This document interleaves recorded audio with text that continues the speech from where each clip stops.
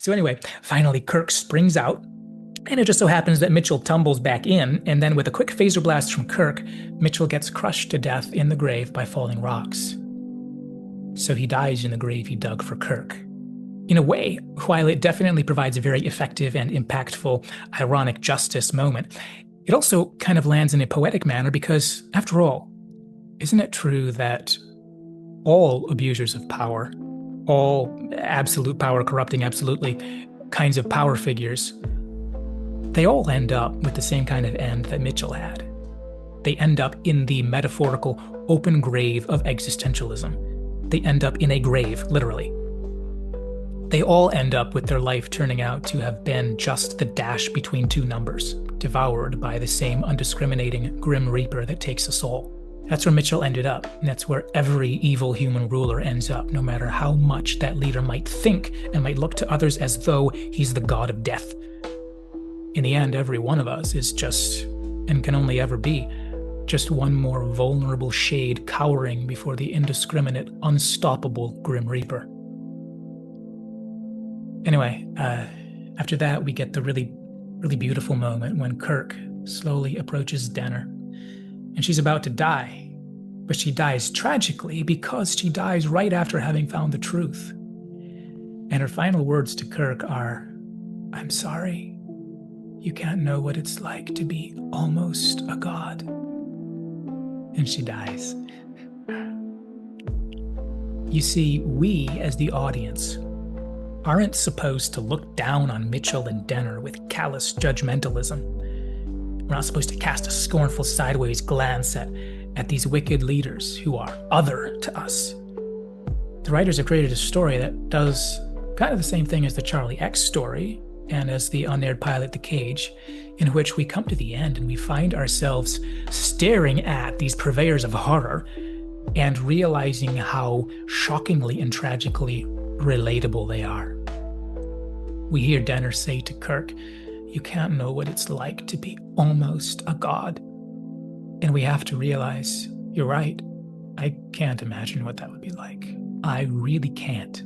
And the reason we can say that is because we have within us a little bit of what Kirk spoke of to Denner. Remember earlier, he begged her to remain human for just a minute longer. He wanted her to remain a psychiatrist, which means observing and accepting the reality about the universality of human good and evil within each one of us, but also to remain human in the positive sense, to remain someone who is in touch with the deep virtues of true humanity, compassion, kindness, wisdom, hope, and the Starfleet way. So Kirk hears Denner's final words and he's moved by them because he relates with her. And I think, this is just my opinion, but I think that Kirk realizes that it could just as easily have been him. Anyway, so the final end of the episode takes place on the bridge with Kirk and Spock as the captain records his final log for the episode. And the captain records, "Captain's log, stardate 1313.8. Add to official losses, Dr. Elizabeth Denner.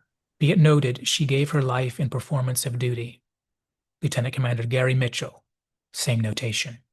And he ends the recording and he explains to Spock, "I want his service record to end that way. He didn't ask for what happened." And Spock says, "I felt for him too." And then Kirk says, "I believe there's some hope for you after all, Mr. Spock." And then that's how the episode ends. So, as the credits roll, what are we supposed to come away from the episode thinking or thinking about? I think there are a number of main points that stand out. I think each of these come together for a beautifully balanced, unified whole. And I think this episode is just so tightly packaged and structured that even if you're not paying attention, I think most people are going to leave the episode having some kind of thoughts about at least one of these. So here are the 5 that I came up with as I finished out the episode this last time. These are some things I jotted down. Number 1, emotions are a liability.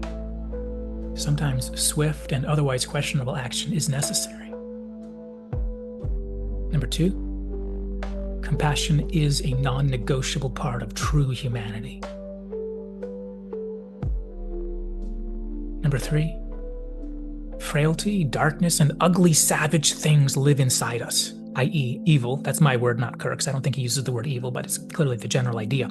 Ugly, savage things live inside us, and power allows those things the opportunity to expand. Number 4, Therefore, because of that, power corrupts, and absolute power corrupts absolutely, i.e., true humanity or the Starfleet ideal can so easily become corrupted by the kind of freedom that unchecked power enables. And the more absolute that power is, the more likely that's going to happen, because we all have that ugliness inside.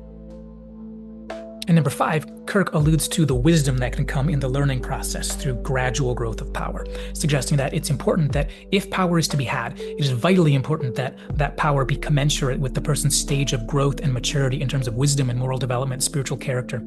Charlie X being the illustration of how too much power too quickly can just completely sabotage that growth process. And then finally, for number 6, here's my bite-sized summary of the whole episode. You should have killed me while you could, Jim. Command and compassion is a fool's mixture. Do you like what you see, Elizabeth? Absolute power corrupting absolutely. I felt for him too, Jim.